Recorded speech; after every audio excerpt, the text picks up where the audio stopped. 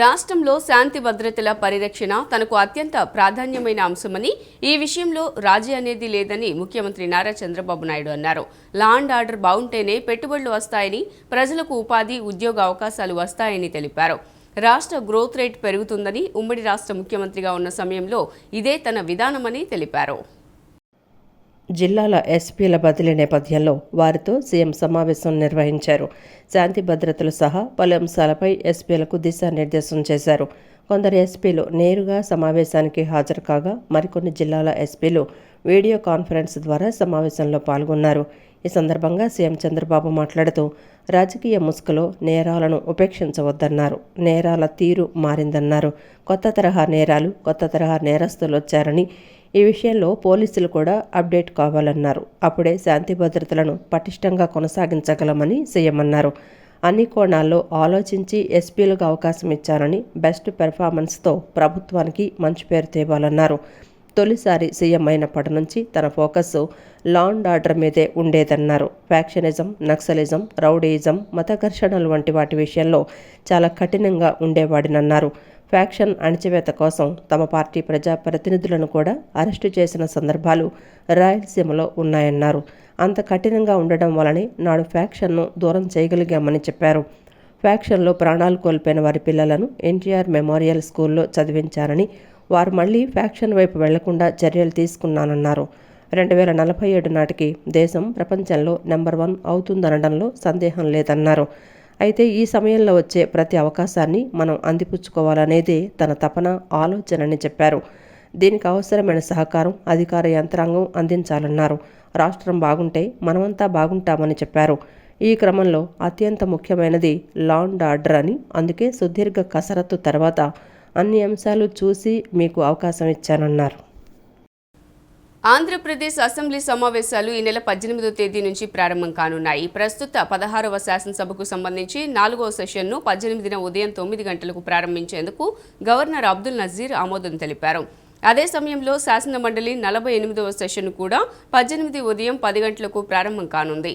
ఈ సమావేశాలను 7 లేదా 10 పని దినాలు నిర్వహించే అవకాశం ఉందని ప్రభుత్వ వర్గాల్లో చర్చ జరుగుతోంది. ఆంధ్రప్రదేశ్ రాష్ట్ర అసెంబ్లీ సమావేశాలకు ముహూర్తం ఖరారైంది. సెప్టెంబర్ 18 నుంచి ఏపీ అసెంబ్లీ సమావేశాలు జరగనున్నాయి. ప్రస్తుత 16వ శాసనసభకు సంబంధించి 4వ సెషన్ను 18న ఉదయం 9 గంటలకు ప్రారంభించేందుకు గవర్నర్ అబ్దుల్ నజీర్ ఆమోదం తెలిపారు. ఈ మేరకు assembly secretary general Suryadevara Prasanna Kumar ఉత్తర్వులు జారీ చేశారు. కూటమి ప్రభుత్వం ఏడాది పాలనపై అసెంబ్లీ సమావేశాల్లో విశేష చర్చ జరిగే అవకాశం ఉంది. రాష్ట్రంలోని ముఖ్యమైన అంశాలపై పవర్ పాయింట్ ప్రజెంటేషన్లు కూడా ఇవ్వనున్నట్లు తెలుస్తోంది. అలాగే తాజా రాజకీయ పరిణామాలు, ప్రభుత్వ పథకాల అమలుపై కూడా అసెంబ్లీలో ప్రత్యేక చర్చలు జరగనున్నాయి. ఈ సమావేశాల్లో బనకచర్ల ప్రాజెక్టు అంశంపై ప్రత్యేకంగా చర్చించే యోచన ఉన్నట్లు సమాచారం. కూటమి ప్రభుత్వం అధికారంలోకి వచ్చిన తర్వాత సంవత్సరం పూర్తయిన సందర్భంగా పాలనపై సమగ్రంగా చర్చ జరగనుంది. ఈ సమావేశాల్లో ప్రభుత్వం 6 ఆర్డినెన్స్లకు సంబంధించిన బిల్లులను సభలో ప్రవేశపెట్టనుంది. వీటితో పాటు మరికొన్ని బిల్లులు కూడా సభ ముందుకు వచ్చే అవకాశం ఉంది. ప్రస్తుత ప్రభుత్వ విధానాలు, ఆర్థిక పరిస్థితులు, ప్రజా సమస్యలపై ఈ సమావేశాల్లో చర్చ జరిగే అవకాశం ఉంది. వైసీపీ అధ్యక్షుడు జగన్కు రాజధానిపై స్పష్టత లేదని మంత్రి నారాయణ విమర్శించారు. రాజధానికి 30,000 ఎకరాలు కావాలని అసెంబ్లీలో జగన్ చెప్పారని, ఆ తర్వాత పొలిటికల్ గేమ్తో 3 ముక్కలాట ఆడారని ఆగ్రహం వ్యక్తం చేశారు. అమరావతి, విజయవాడ, గుంటూరు, మంగళగిరి, తెనాలి కలిపి భవిష్యత్తులో మహానగరంగా చేయాలనేది సీఎం చంద్రబాబు ఆలోచన అన్నారు మంత్రి. రాజధానిపై వైసీపీ అధ్యక్షుడికి నిలకడ లేదని ఆరోపించారు మంత్రి నారాయణ. అమరావతికి అనుకూలంగా అసెంబ్లీలో ఒప్పుకున్న జగన్ రాజకీయ స్వార్థంతో 3 రాజధానుల నాటకం ఆడారని నారాయణ ఎద్దేవా చేశారు. వైసీపీ నేత సజ్జల రామకృష్ణారెడ్డి అమరావతిపై చేసిన వ్యాఖ్యలపై ఘాటుగా స్పందించారు మంత్రి. విజయవాడ కలెక్టర్ కార్యాలయంలో మంత్రి నారాయణ మీడియాతో మాట్లాడారు. రాజధానికి 30,000 ఎకరాలు కావాలని అసెంబ్లీలో జగన్ చెప్పారని, ఆ తర్వాత పొలిటికల్ గేమ్తో 3 ముక్కలాట ఆడారని ఆగ్రహం వ్యక్తం చేశారు. ఏ పార్టీ అయినా ప్రజాభిప్రాయం ప్రకారం రాజకీయం చేయాలి తప్ప రూమ్లో 4 కూర్చొని ఇచ్చే సలహాల ప్రకారం కాదన్నారు. అమరావతి రాష్ట్రానికి 2 చివర్లలో ఉన్న శ్రీకాకుళం, అనంతపురానికి మధ్యస్థంగా ఉందని, అమరావతికి రైల్వే కనెక్టివిటీ, పోర్టు, ఎయిర్పోర్ట్ కూడా దగ్గరలోనే ఉన్నాయన్నారు. చట్టాలు చేసే అసెంబ్లీలో అమరావతికి అనుకూలంగా చేతులెత్తిన జగన్ మళ్లీ ప్రభుత్వం రాగానే మాట మార్చాడని మండిపడ్డారు. అధికారంలో ఉన్నప్పుడు 3 రాజధానులు అని, మళ్లీ అధికారం కోసం అమరావతి అని మాట మార్చడం కరెక్ట్ కాదన్నారు. ఇలాగైతే ఆ 11 సీట్లను కూడా ప్రజలు ఇవ్వరని అన్నారు. సజ్జల రామకృష్ణారెడ్డి వైసీపీలో సీనియర్ నేతని, ఆయన చెప్తే వైసీపీ అభిప్రాయంగానే భావిస్తామన్నారు. అమరావతి, విజయవాడ, గుంటూరు, మంగళగిరి, తెనాలి కలిపి భవిష్యత్తులో మహానగరంగా చేయాలనేది సీఎం చంద్రబాబు ఆలోచన అన్నారు మంత్రి. దానికి ఆయన కూడా చేతులు ఎత్తాడు అసెంబ్లీలో. ప్రభుత్వం మారంగానే ఆయన ప్రభుత్వం రాగానే మార్చేశాడు. మళ్ళీ ఇప్పుడు ప్రభుత్వం ఉంది కాబట్టి మళ్ళా మాట ఇది కరెక్ట్ కాదు, ఇలా చేస్తే చెప్పాను కదా ప్రజలు ఆ 11 సీట్లు కూడా ఇక్కడ 0 చేస్తారు. అంటే ఓటమి వల్ల ఆయనకి అనుకుంటున్నారా, అధికారం కోసం మరలా మార్చారు? ఇదంతా అధికారం కోసమే, కేవలం అధికారం కోసమే. విశాఖపట్నం తర్వాత వచ్చి కర్నూలు ఇక్కడంటే ఆ పక్క ప్రజలు ఓట్లు వేస్తారు, ఇక్కడ వాళ్ళు వేస్తారు, అక్కడ వాళ్ళు వేస్తారని నాటకం ఆడాడు. అది ఫెయిల్ అయింది. ఇంకెందుకులని మళ్ళీ ఏంటంటే డైరెక్షన్ మార్చాడు. ఇది అసలు పరిపాలన ఏంటంటే స్టెబిలిటీ ఉండాలా, డెసిషన్ తీసుకునే ముందు ప్రజాభిప్రాయం తీసుకోవాలా, ప్రజా పరిపాలన చేయాలా. అంతేకాని రూమ్లో కూర్చొని ఒక 4 అడ్వైజర్లు పెట్టుకొని వాళ్ళు ఇచ్చే డెసిషన్ ప్రకారం చేస్తే ఇట్నే ఉంటుంది. ఐటీ విద్యాశాఖల మంత్రి నారా లోకేష్ మరోసారి తన ఉదారతను చాటుకున్నారు. వైసీపీ కార్యకర్తకు మంత్రి లోకేష్ సహాయం చేస్తానని అభయహస్తం అందించారు. తాను ఆపదలో ఉన్నానని ముఖ్యమంత్రి సహాయ నిధి ద్వారా సహాయం అందించాలంటూ మంత్రి నారా లోకేష్ను వైసీపీ కార్యకర్త సోషల్ మీడియా ద్వారా అభ్యర్థించారు. జగన్ ఫ్యాన్స్ క్యాంపెయిన్ పేరుతో లోకేష్కు వైసీపీ కార్యకర్త ట్వీట్ చేశారు. ఈ అభ్యర్థనపైన మంత్రి లోకేష్ సానుకూలంగా స్పందించారు. ముఖ్యమంత్రి సహాయ నిధి ద్వారా కావలసిన సహాయం తప్పక అందజేస్తానంటూ వైసీపీ కార్యకర్తకు ఆయన భరోసా ఇచ్చారు. సదరు పార్టీ కార్యకర్తలకు సహాయం అందేలా వెంటనే చర్యలు తీసుకోవాలంటూ ఉన్నతాధికారులను ఆదేశించారు. ఈ మేరకు తన ఎక్స్ ఖాతా వేదికగా లోకేష్ వెల్లడించారు. పార్టీలకు అతీతంగా వైసీపీ కార్యకర్తకు సహాయం అందించేందుకు మంత్రి నారా లోకేష్ ముందుకు రావటం పట్ల సర్వత్రా హర్షం వ్యక్తమవుతోంది. రాష్ట్రంలో సంక్షేమ పథకాలు అమలు చేస్తూ అభివృద్ధి దిశగా కూటమి ప్రభుత్వం పాలన సాగిస్తోందని డిప్యూటీ సీఎం పవన్ కళ్యాణ్ పేర్కొన్నారు. అలాంటి వేళ ప్రజల మధ్య వైషమ్యాలు సృష్టించేందుకు కుట్రలు మొదలయ్యాయని ఆయన ఆందోళన వ్యక్తం చేశారు. ఇలాంటి కుట్రలకు పాల్పడే వారి పట్ల అప్రమత్తంగా ఉండాలంటూ జనసేన పార్టీ శ్రేణులకు ఆయన కీలక సూచన చేశారు. రాష్ట్రం అభివృద్ధి దిశగా సంక్షేమ ఫలాలు ప్రజలకు అందిస్తూ సుపరిపాలన సాగిస్తున్నామని, అలాంటి వేళ ప్రజల మధ్య వైషమ్యాలు సృష్టించేందుకు కుట్రలు మొదలయ్యాయని డిప్యూటీ సీఎం పవన్ కళ్యాణ్ ఆందోళన వ్యక్తం చేశారు. ఇలాంటి కుట్రలకు పాల్పడే వారి పట్ల అప్రమత్తంగా ఉండాలంటూ జనసేన పార్టీ శ్రేణులకు ఆయన సూచించారు. నిన్న అమరావతిలోని పార్టీ కార్యాలయంలో జనసేన శ్రేణులను ఉద్దేశించి డిప్యూటీ సీఎం పవన్ కళ్యాణ్ మాట్లాడుతూ, సామాజిక మాధ్యమాల ముసుగులోనూ, యూట్యూబ్ ఛానళ్ల పేరుతోనూ, మరో మార్గంలోనూ కులాల మధ్య, మతాల మధ్య చిచ్చు పెడుతున్నారని ఆవేదన వ్యక్తం చేశారు. ఇలా కుయుక్తులతో సమాజంలో అశాంతి, అభద్రత కలిగించే వ్యక్తుల నైజాన్ని గత 10 ఏళ్లుగా చూస్తున్నామని ఆయన వివరించారు. వారి ఉచ్చులో పడి ఆవేశాలకు లోనై ఘర్షణ వాతావరణానికి తావయ్యవద్దంటూ పార్టీ శ్రేణులకు ఆయన హితవు పలికారు. అలాంటి ఆవేశాలు ప్రదర్శిస్తే కుట్రదారులు ఆశించిన ప్రయోజనాలు నెరవేరుతాయన్నారు. ఆ క్రమంలో ఇటీవల మచిలీపట్నంలో చోటు చేసుకున్న ఘటనను ఈ సందర్భంగా ఆయన ఉదాహరణంగా వివరించారు. ఒక యూట్యూబ్ ఛానల్లో వ్యక్తి అభ్యంతరకర భాష ఉపయోగించి మాట్లాడారని చెప్పారు.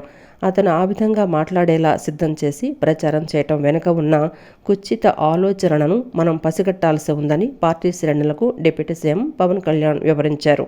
ఈ అంశంపై చట్ట ప్రకారం కేసులు పెట్టి ముందుకు వెళ్లాల్సి ఉందని సూచించారు. అంతేకాని తొందరపడి మరో మార్గంలో వెళ్లి ఘర్షణ పడటం ద్వారా సమస్య జటిలం అవుతుందని అభిప్రాయపడ్డారు. కులాలు, మతాల మధ్య విభేదాలు తీసుకొచ్చే విధంగా ప్రవర్తించే వారిపై చట్టపరమైన చర్యలు తీసుకునేలా ఫిర్యాదు చేయాల్సి ఉందంటూ పార్టీ శ్రేణులకు ఆయన స్పష్టం చేశారు. ఈ దిశగా ముందుకు వెళ్లాలని జనసేన పార్టీ నేతలు, కార్యకర్తలతో పాటు కూటమిలోని నేతలను సీఎం పవన్ కళ్యాణ్ వివరించారు. సోషల్ మీడియా, యూట్యూబ్ ఛానల్స్ రూపంలోనూ, విశ్లేషకుల ముసుగులోనూ రెచ్చగొట్టే వారిని, అభ్యంతరకర రీతిలో మాట్లాడే వారిని భారత న్యాయ సంహిత ప్రకారం చట్టం ముందు నిలపాలని పేర్కొన్నారు. మెడికల్ కళాశాలలపైన జగన్ అసత్యాలు ప్రచారం చేస్తున్నారని కేంద్ర మంత్రి పెమ్మసాని చంద్రశేఖర్ అన్నారు. గత వైసీపీ హయాంలో మంగళగిరి ఎయిమ్స్కు కనీసం నీళ్లు, రోడ్లు కూడా ఇవ్వలేదని ఆగ్రహం వ్యక్తం చేశారు. టీడీపీ హయాంలోనే మెడికల్ కళాశాలలకు అనుమతిస్తున్నామని గుర్తు చేశారు. వైసీపీ అధినేత జగన్ రెడ్డికి కేంద్ర మంత్రి పెమ్మసాని చంద్రశేఖర్ సవాల్ విసిరారు. జగన్కు చేతనైతే మెడికల్ కళాశాలల్లో టెండర్లు పాడుకొని అభివృద్ధి చేయాలని ఛాలెంజ్ విసిరారు. గుంటూరులోని ప్రభుత్వ మహిళా కళాశాలను స్థానిక ఎమ్మెల్యే మహమ్మద్ నసీర్తో కలిసి ఆయన పరిశీలించారు. కళాశాల అభివృద్ధిపై అధికారులతో చర్చించారు. అనంతరం ఆయన మీడియాతో మాట్లాడారు. ప్రజలను ఎప్పుడో ఒకసారి మోసం చేయొచ్చు, కానీ ప్రతిసారి మోసం చేయలేరని మాజీ సీఎం జగన్ రెడ్డి గుర్తుంచుకోవాలని పెమ్మసాని హితవు పలికారు. గుంటూరు రాజధాని ప్రజలు బాగా తెలివిగలవారని తెలిపారు. ఎవరికి అధికారం ఇవ్వాలో ప్రజలకు బాగా తెలుసని చెప్పుకొచ్చారు. గత వైసీపీ హయాంలో మంగళగిరి ఎయిమ్స్కు కనీసం నీళ్లు, రోడ్లు కూడా ఇవ్వలేదని ఆగ్రహం వ్యక్తం చేశారు. టీడీపీ హయాంలోనే మెడికల్ కళాశాలలకు అనుమతి తీసుకున్నామని గుర్తు చేశారు. కానీ ఇప్పుడు జగన్ ఏదో తానే కష్టపడి తెచ్చినట్లు మాట్లాడటం చూస్తుంటే విడ్డూరంగా ఉందని కేంద్ర మంత్రి పెమ్మసాని చంద్రశేఖర్ సెటైర్లు వేశారు. ఇబ్బందులు ఉన్నటువంటి సమస్యలన్నీ 1 by 1 తీసుకుంటా కొన్ని కేంద్ర ప్రభుత్వ నిధులు, కొన్ని రాష్ట్ర ప్రభుత్వ నిధులు, కొన్ని CSR ఇట్లా ఎక్కడ వీలైతే అక్కడ తీసుకొని వచ్చి అన్నీ చేయాలనేది మా ఉద్దేశం. ఇందులో భాగంగా ఇప్పుడు ఈ government degree college for women college తీసుకుంటే పేద మధ్యతరగతికి సంబంధించినటువంటి పిల్లలు, ఎందుకంటే కార్పొరేట్ స్కూల్స్లో కానీ కాలేజెస్లో కానీ బాగా ఫీజులు ఎక్కువైపోయినాయి, అందరూ ఎఫర్ట్ చేసుకోలేరు. అదేవిధంగా ఇలాంటి కాలేజీల్లో బాగా ఎక్స్పీరియన్స్డ్ ఫ్యాకల్టీ కూడా ఉన్నారు. ఇలాంటి కాలేజీల్లో మంచి సౌకర్యాలు చేయాలి అనేది ప్రభుత్వ ఉద్దేశం. అందులో భాగంగా ఈ కాలేజీలో 2500 మంది చదువుతూ ఉన్నారు. 26 కోర్సులు ఉన్నాయి. మొత్తం 26 కోర్సులకు గాను దాదాపు 45 క్లాస్ రూమ్లు అవసరం. అయితే ఇక్కడ 30 క్లాస్ రూమ్లే ఉన్నాయి ఈ రోజున. ఇంకొక 12 నుంచి 15 క్లాస్ రూములు అడిషనల్గా కావాలి అని చెప్పి ఎమ్మెల్యే గారు, నజీర్ గారు, అదేవిధంగా ఇక్కడ ఉన్నటువంటి ప్రిన్సిపాల్, అడ్మినిస్ట్రేటర్స్ అందరూ, జ్యోత్స్న కుమార్ గారు, వీళ్ళందరూ కూడా మా ఆఫీస్కి వచ్చి ఒకసారి రిప్రజెంటేషన్ ఇచ్చారు. అందులో భాగంగా కోల్ ఇండియా వాళ్ళతోటి మాట్లాడి CSRకి దీనికి ఒక 12 క్లాస్ రూమ్లు G+2 బిల్డింగ్, ఒక్కొక్క ఫ్లోర్ 3200 స్క్వేర్ ఫీట్, అంటే 12,000 స్క్వేర్ ఫీటు, ఒక 10 నుంచి 10,000 స్క్వేర్ ఫీట్ వచ్చే విధంగా ఒక 2.5 కోట్లతోటి బిల్డింగ్ ఎస్టిమేట్ చేసి కోల్ ఇండియా వారితో మాట్లాడాం. వాళ్ళు కూడా ఇస్తానని చెప్పారు నాకు. అమరావతి రాజధాని విషయంలో వైఎస్ఆర్ కాంగ్రెస్ పార్టీ నేతలు నచ్చినట్లు మాటలు మార్చుతూ ప్రజలను మోసం చేస్తున్నారని టీడీపీ ఎమ్మెల్యే తెనాలి శ్రవణ్ కుమార్ విమర్శించారు. వైసీపీ నేతలు గతంలో అమరావతిపై చేసిన వివాదాస్పద వ్యాఖ్యలను గుర్తు చేసిన ఆయన ఇప్పుడు అదే నేతలు మాటలు మారుస్తూ రాజకీయ లబ్ధి కోసం మాట్లాడుతున్నారని విమర్శించారు. వైసీపీకి అమరావతిపై ప్రేమ లేదు, జగన్కు ఈ ప్రాంతంపై ద్వేషం ఉందని దుయ్యబట్టారు. అమరావతి రాజధాని విషయంలో వైఎస్ఆర్ కాంగ్రెస్ పార్టీ నేతలు నచ్చినట్లు మాటలు మార్చుతూ ప్రజలను మోసం చేస్తున్నారని టీడీపీ ఎమ్మెల్యే తెనాలి శ్రవణ్ కుమార్ విమర్శించారు. మంగళగిరిలో టీడీపీ కేంద్ర కార్యాలయంలో నిన్న ఏర్పాటు చేసిన విలేకరుల సమావేశంలో ఆయన మాట్లాడారు. వైసీపీ నేతలు అధికారంలో ఉన్నప్పుడు అమరావతిని తప్పుబడుతూ విమర్శలు చేశారని, ఇప్పుడు అదే అమరావతి రాజధానిగా ఉంటుందంటూ మాట్లాడటం వారి 2 నోట్ల ధోరణిని బయటపెడుతోందని ఆయన అన్నారు. ఇది అందితే జుట్టు, అందకపోతే కాళ్ళు అన్నట్లు ఉంది అంటూ వ్యంగ్యంగా వ్యాఖ్యానించారు. వైసీపీ ప్రభుత్వంలో ఉన్న సమయంలో అమరావతిపై అనేక విమర్శలు వచ్చాయని, భ్రమరావతి, శ్మశాన రాజధాని, ఎడారి ప్రాంతం వంటి పదాలతో దూషించారని చెప్పారు. తామే 3 రాజధానులు అనే పథకాన్ని తెరపైకి తెచ్చి ప్రాంతాల మధ్య చిచ్చుపెట్టే ప్రయత్నం చేశారని ఆరోపించారు. తాజాగా వైసీపీ ప్రధాన కార్యదర్శి సజ్జల రామకృష్ణారెడ్డి వేటు న్యూస్ కాంక్లేవ్లో అమరావతిపై చేసిన వ్యాఖ్యలపై కూడా శ్రవణ్ కుమార్ మండిపడ్డారు. సజ్జలకు ప్రభుత్వ విధానాలపై మాట్లాడే అర్హతే లేదు, జగన్ ఎందుకు మాట్లాడటం లేదు, నైతిక బలం లేకపోవటం వల్లే ఇలా నేతలు మాటలు మార్చుతూ ప్రజలను మోసం చేస్తున్నారని ఆయన అన్నారు. 2014-19 మధ్య కాలంలో చంద్రబాబు అమరావతిలో బలమైన భవనాలు నిర్మించారని, ఇప్పటికీ అవే పరిపాలనకు సరిపోతాయని చెప్పటం కూడా వాస్తవానికి దూరమని పేర్కొన్నారు. మీరు ఒక్క ఇటుకైనా వేశారా? కానీ ఋషికొండ కొండను కొట్టి 100 కోట్ల రూపాయలు ఖర్చు పెట్టారు. ఇప్పుడేమో అమరావతే సరైందని ఒప్పుకుంటున్నారు. ప్రజలు ఈ మోసాన్ని గుర్తించాలని శ్రవణ్ కుమార్ తెలిపారు. వైసీపీ నేతలు గతంలో అమరావతిపై చేసిన వివాదాస్పద వ్యాఖ్యలను గుర్తు చేసిన ఆయన ఇప్పుడు అదే నేతలు మాటలు మారుస్తూ రాజకీయ లబ్ధి కోసం మాట్లాడుతున్నారని విమర్శించారు. వైసీపీకి అమరావతిపై ప్రేమ లేదు, జగన్కు ఈ ప్రాంతంపై ద్వేషం ఉంది. అందుకే 3 రాజధానుల పేరుతో అయోమయం సృష్టించారని ఆయన అన్నారు. ఏ మాటలు మాట్లాడుతున్నారు? మీ మాటలకు విలువేంటి? మీ మాటల్లో వాస్తవం ఎంత, నిజమెంత? అసలు నీకున్న అర్హత ఏంటి? నేను స్పష్టంగా చెబుతున్నాను, జగన్మోహన్ రెడ్డి గారు ఈ రాష్ట్ర ప్రజలకి క్షమాపణ చెప్పాలి. ఫస్ట్ ఆఫ్ ఆల్, ఒకవేళ మీ మాటలని ఎవరైనా విశ్వసించాలంటే క్షమాపణ ఎలా చెప్పాలి? 3 ప్రాంతాల్లో బహిరంగ సభ పెట్టాలి. బొక్కబారులుగా సాష్టాంగ ప్రమాణం చేసి రాష్ట్ర ప్రజలకు క్షమాపణ చెప్పాలి. పొరపాటు అయింది నాది, నేను తప్పు చేశాను, నేనే రాజధాని 30,000 ఎకరాలు ఉండాలన్నాను, నేనే 3 ప్రాంతాల మధ్య చిచ్చు పెట్టడానికి ప్రయత్నం చేశాను, ఈ ప్రాంతం మీద తప్పుడు ప్రచారాలు చేశాను అని అమరావతి ప్రాంతంలో చెప్పాలి. విశాఖపట్నం వస్తానని, ఇదిగో వస్తున్నాను, అదిగో వస్తున్నానని ప్రజాధనాన్ని దుర్వినియోగం చేసి ఆ విశాఖపట్నం ప్రజలకి నేను మిమ్మల్ని మోసం చేశాను, ఇక్కడ భూ వ్యాపారాలు చేసుకోవడానికి కోసమే నేను ఇటువంటి ప్రకటనలు చేశానని విశాఖపట్నం ప్రజలకి సాక్షాండ ప్రమాణ సేకరణ చేసి ముక్కు నేలకు రాసి క్షమాపణలు అడగాలి. అలాగే కర్నూలు ప్రాంత ప్రజలకి ఈ ప్రాంతంలో రావాల్సిన పారిశ్రామిక వాతావరణాన్ని అంతా చెడగొట్టాను, కేవలం మిమ్మల్ని మోసం చేశాను, న్యాయపరమైన రాజధాని అని మోసం చేశానని చెప్పి అక్కడ కూడా బహిరంగ సభ చెప్పి. న్యూ రాజరాజేశ్వరిపేటలో అతిసార పరిస్థితి ఆందోళన కలిగిస్తోందని సిపిఎం రాష్ట్ర కార్యదర్శి వర్గ సభ్యులు బాబురావు ఆందోళన వ్యక్తం చేశారు. ఈ ప్రాంతంలో ఉన్న బార్లు, వైన్ షాపులు వెంటనే మూసివేయాలని, నీటి సరఫరా, భూగర్భ డ్రైనేజీ, పారిశుద్ధ్యాన్ని మెరుగుపరచాలని డిమాండ్ చేశారు. ప్రజల ప్రాణాలతో చెలగాటం ఆపాలని, కారణాలను తక్షణమే నిర్ధారించి బాధ్యులపైన చర్యలు తీసుకోవాలని డిమాండ్ చేశారు. 57వ డివిజన్ న్యూ రాజరాజేశ్వరిపేటలో అతిసార బాధితులను సిపిఎం రాష్ట్ర కార్యదర్శి వర్గ సభ్యులు బాబురావు పరామర్శించారు. ఈ సందర్భంగా ప్రభావిత ప్రాంతాన్ని సందర్శించారు. వైద్య శిబిరాలను పరిశీలించి రోగులను ఆసుపత్రులకు తరలించడంలో సహకరించారు. మరుగుదొడ్లను శుభ్రం చేయడం, పారిశుద్ధ్య సమస్యలను అధికారుల దృష్టికి తీసుకొచ్చారు. అతిసారంతో మృతి చెందిన నరసింహ కుటుంబాన్ని పరామర్శించిన నేతలు వారికి నష్టపరిహారం చెల్లించాలని మున్సిపల్ మంత్రి నారాయణకు విజ్ఞప్తి చేశారు. బాధిత కుటుంబాలకు 10 లక్షల పరిహారం, ప్రైవేట్ ఆసుపత్రులలో చికిత్స పొందిన ఖర్చులను ప్రభుత్వం భరించాలని, 10 రోజుల పాటు అన్ని వర్గాలకు ఆహారం సరఫరా చేయాలని డిమాండ్ చేశారు. ఈ సందర్భంగా బాబురావు మాట్లాడుతూ ఈ ప్రాంతంలో ఉన్న బార్లు, వైన్ షాపులు వెంటనే మూసివేయాలని, నీటి సరఫరా, భూగర్భ డ్రైనేజీ, పారిశుద్ధ్యాన్ని మెరుగుపరచాలని డిమాండ్ చేశారు.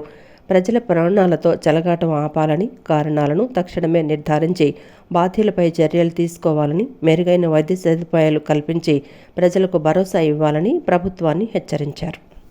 ప్రతి వాళ్ళు ఇళ్లలో ₹1,000 ఖర్చు అయినాయి. ఇవాళ చిన్నపిల్లలు కొంతమంది ఆసుపత్రిలో ఉంటే ₹50,000, ₹1,00,000 కూడా ఖర్చు అయినవి ఉన్నాయి. వాళ్ళకి డబ్బులు తిరిగి ఇవ్వండి.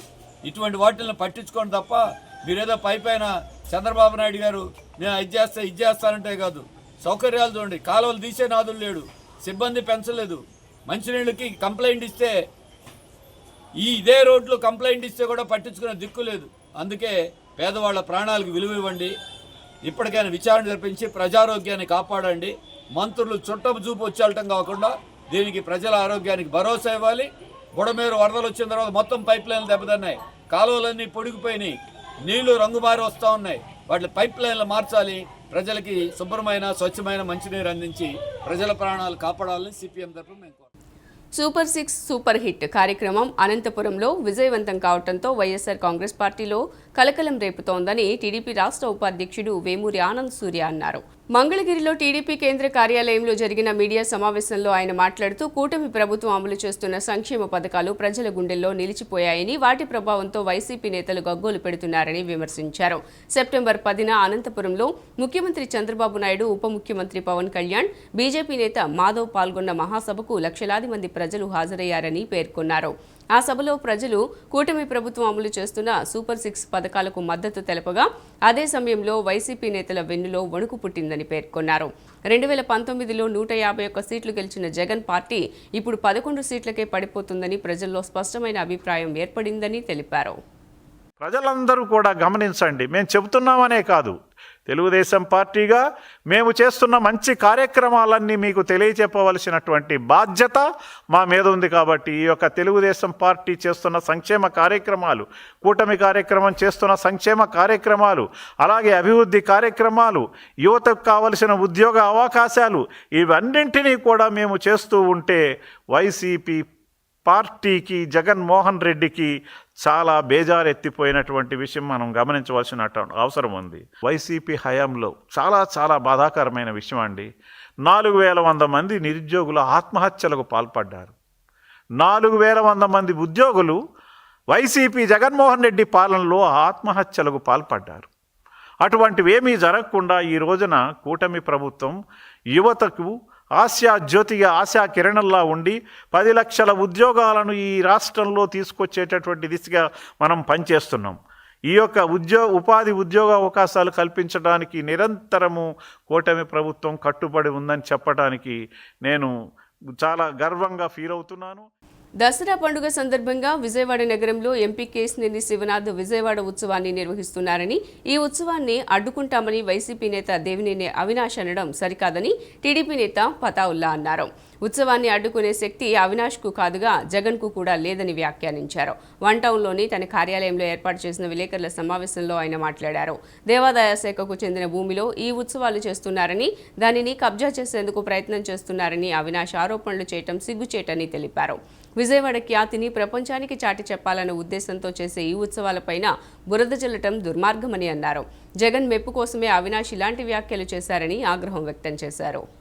మీ ప్రభుత్వం 5 సంవత్సరాలు దసరా ఉత్సవాలపై, దసరా యొక్క ఏదైతే ఇక్కడ భక్తులు వస్తారో వాళ్లకు ఏదైతే సౌకర్యాలు కావాలో వాటిపై మాత్రం మీరు 5 సంవత్సరాలు ఏ సంవత్సరం కూడా దృష్టి పెట్టలేదు. వచ్చిన భక్తులు మిమ్మల్ని తిట్టుకొని వెళ్ళారు. వచ్చిన భక్తులకి ఇక్కడ వసతులు లేవు. మా ప్రభుత్వం రాగానే పోయినసారి కూడా దసరా ఉత్సవం బ్రహ్మాండంగా జరిగింది. అంతకు 10 రెట్లు 100 రెట్లు పెంచాలనే ఉద్దేశంతో ఈ ఉత్సవాలు చేస్తున్నారు. ఈ ఉత్సవాల్ని మళ్ళీ చెప్తున్నాం, ఎవ్వరు కూడా ఆపలేరు. ఇంకొక మాట చెప్తున్నాం, దోచుకుంటానికి దాచుకుంటానికి అంటున్నారు. ఈ విజయవాడ నగరంలో ఏ సందులో ఏ పిల్లవాడిని అడిగినా కూడా దోచుకున్న దేవురు, దాచుకున్న దేవురు విజయవాడ నగరాన్ని అంటే ప్రతి పిల్లవాడిని అడిగినా కూడా పేర్లు చెప్పేస్తారు.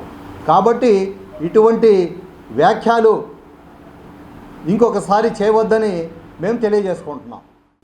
విజయవాడ కోర్టు ప్రాంగణంలో జరిగిన జాతీయ లోక్ అదాలత్లో పెద్ద సంఖ్యలో కక్షిదారులు పాల్గొని అనేక పాత కేసులు పరిష్కరించుకున్నారు. ఈ సందర్భంగా 2020లో జరిగిన ఘోర రోడ్డు ప్రమాదానికి సంబంధించిన ఒక కీలక కేసు క్లియర్ అయింది. ఒంగోలు సమీపంలోని మార్టేరు వద్ద కారు లారీ ఢీ వల్ల ప్రగతి గ్రామీణ బ్యాంకు మేనేజర్ మేరెడ్డి కిరణ్మయి మృతి చెందగా ఆమె భర్త వెంకట సాయి కుమార్ తీవ్రంగా గాయపడ్డారు. ప్రమాదానికి కారణమైన లారీ డ్రైవర్ ఘటనా స్థలంలోనే పరారయ్యారు. ఈ కేసును విజయవాడకు చెందిన సీనియర్ న్యాయవాది నరహరిశెట్టి నరసింహారావు 5 ఏళ్లుగా పట్టుదలతో ముందుకు తీసుకువెళ్లారు. యునైటెడ్ ఇండియా ఇన్సూరెన్స్ కంపెనీతో చర్చలు జరిపి మృతురాలి కుటుంబానికి 88 లక్షల నష్టపరిహారం అందజేసేలా కృషి చేశారు. న్యాయమూర్తి శేషయ్య ఈ తీర్పును లోక్ అదాలత్లో వెలువరించగా ఇదివరకు ఏ లోక్ అదాలత్లో కూడా ఈ స్థాయిలో పరిహారం నిర్ణయించలేదని తెలిపారు. న్యాయవాది నరసింహారావును కోర్టు మరియు సహచర న్యాయవాదులు అభినందించారు.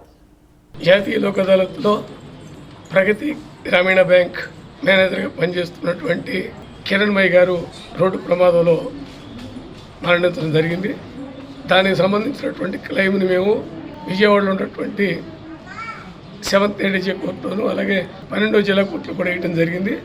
ఆ రెండు కూడా క్లబ్ చేసి ఈరోజు 1,20,00,000 రూపాయలకి మేము వేస్తే దాని మీద యునైటెడ్ ఇండియా ఇన్సూరెన్స్ కంపెనీ అధికారులు పణి గారు, అర్పణ గారు, మధుసూదన్ గారు, అలాగే న్యాయవాది కృష్ణ గారు, ఉమామహేశ్వరరావు ఈ క్లెయిమ్ పరిష్కారం చేయడం జరిగింది. ఇందులో కక్షిదారులకి 88 లక్షల రూపాయలని యునైటెడ్ ఇండియా ఇన్సూరెన్స్ కంపెనీ వారు ఇవ్వడం జరిగింది. ఆటో కార్మికుల సమస్యలు, అవసరాలను గుర్తించి వారి జీవన ప్రమాణాలను మెరుగుపరచడానికి కూటమి ప్రభుత్వం కృషి చేస్తోందని తెలుగుదేశం పార్టీ ఎమ్మెల్యే కలికిరి మురళీమోహన్ తెలిపారు. ఈ పథకాన్ని చూసి ఓర్వలేకే వైఎస్ఆర్ కాంగ్రెస్ పార్టీ నేతలు విమర్శలకు దిగుతున్నారని మండిపడ్డారు. జగన్ నేతృత్వంలోని గత ప్రభుత్వం అసంఘటిత కార్మికుల పట్ల నిర్లక్ష్యంగా వ్యవహరించిందని, వారి అవసరాల్ని పట్టించుకోలేదని ఆరోపించారు. ఆటో కార్మికుల సమస్యలు, అవసరాలను గుర్తించి వారి జీవన ప్రమాణాలను మెరుగుపరచడానికి కూటమి ప్రభుత్వం కృషి చేస్తోందని తెలుగుదేశం పార్టీ ఎమ్మెల్యే కలికిరి మురళీమోహన్ తెలిపారు. నిన్న మంగళగిరిలోని టీడీపీ కేంద్ర కార్యాలయంలో విలేకరుల సమావేశంలో ఆయన మాట్లాడారు. ఆటో డ్రైవర్లకు దసరా కానుకగా 15,000 రూపాయల గౌరవ భృతి అందించనున్నట్లు ముఖ్యమంత్రి చంద్రబాబు నాయుడు ప్రకటించారన్నారు. దాంతోపాటు 2.61 లక్షల మందికి పైగా ఆటో కార్మికులు ఈ పథకం లబ్ధి పొందనున్నట్లు వెల్లడించారు. ఈ పథకాన్ని చూసి ఓర్వలేక వైఎస్ఆర్ కాంగ్రెస్ పార్టీ నేతలు విమర్శలకు దిగుతున్నారని మండిపడ్డారు. జగన్ నేతృత్వంలోని గత ప్రభుత్వం అసంఘటిత కార్మికుల పట్ల నిర్లక్ష్యంగా వ్యవహరించిందని, వారి అవసరాలను పట్టించుకోలేదని ఆరోపించారు. వైసీపీ హయాంలో పెట్రోల్, డీజిల్ ధరలు గణనీయంగా పెరిగాయని, ఆటో యజమానులు, డ్రైవర్లపై ఆర్థిక భారం పెరిగిందని గుర్తు చేశారు. అంతేకాక గుంతల రోడ్లతో వారి ఆదాయం తగ్గిపోయింది. కానీ ఇప్పుడు రోడ్లు బాగుండటంతో వారి ఆదాయ పరిస్థితి మెరుగైందన్నారు. గతంలో ఆటో డ్రైవర్లను వేధించిన జే ట్యాక్స్, గ్రీన్ ట్యాక్స్, యూనిఫామ్ నిబంధనలు ఇప్పుడు లేవని, ఆటోలు స్వేచ్ఛగా తిరుగుతున్నాయని వివరించారు. మద్యం తయారీలోనూ మత్తు పదార్థాలు కలిపి ప్రజారోగ్యాన్ని హాని చేశారని ఆరోపించారు. కూటమి ప్రభుత్వం మద్యం సరఫరాలో నాణ్యతకు ప్రాధాన్యత ఇస్తోందని, కార్మికులకు మద్దతుగా అనేక సంక్షేమ పథకాలు అమలు చేస్తోందని తెలిపారు. కనీసం ఆటో ఒక ఊరి నుంచి ఇంకొక ఊరికి పోవాలంటే ఆటో డ్రైవర్ తీసుకునే ఛార్జీ కన్నా దాని మెయింటెనెన్స్కే ఎక్కువ ఖర్చు అయ్యేది. ఒక సంవత్సరంలో మీరిచ్చినటువంటి 10,000 ఆ గ్రామాల్లో తిరిగి, ఆ రోడ్లలో గుంతలమయమైనటువంటి రోడ్లలో తిరిగి ఆ రిపేర్లకు అయ్యే ఖర్చు 30,000 నుంచి 40,000 అయ్యేది. ఈరోజు నారా చంద్రబాబు నాయుడు గారు అధికారంలోకి వచ్చిన తర్వాత, కూటమి ప్రభుత్వం అధికారంలోకి వచ్చిన తర్వాత గుంతలు లేనటువంటి రోడ్లను చేయడం కోసం ₹1,00,00,000 నిధులని తొలి నెలలోనే ఇవ్వడం జరిగింది. సంక్రాంతికి ప్రతి ఒక్కరూ కూడా హాయిగా ఆనందంగా గుంతలు లేని రోడ్లలో మీ గ్రామాలకు చేరుకోండని, చిన్న కుగ్రామాలు మొదలుకొని జాతీయ రహదారుల వైపు వెళ్ళే గ్రామాల వరకు, పట్టణాల వరకు ఎక్కడా కూడా గుంతలు లేనటువంటి రోడ్లు నిర్మించిన కారణంగా ఈరోజు ఆటో డ్రైవర్ల యొక్క జీవన ప్రమాణానికి కూడా అది ఎంతో దోహదపడింది. సిటీ న్యూస్ ఇంతటితో సమాప్తం. తిరిగి వార్తల్లో మళ్ళీ కలుద్దాం. అంతవరకు సెలవు. నమస్కారం.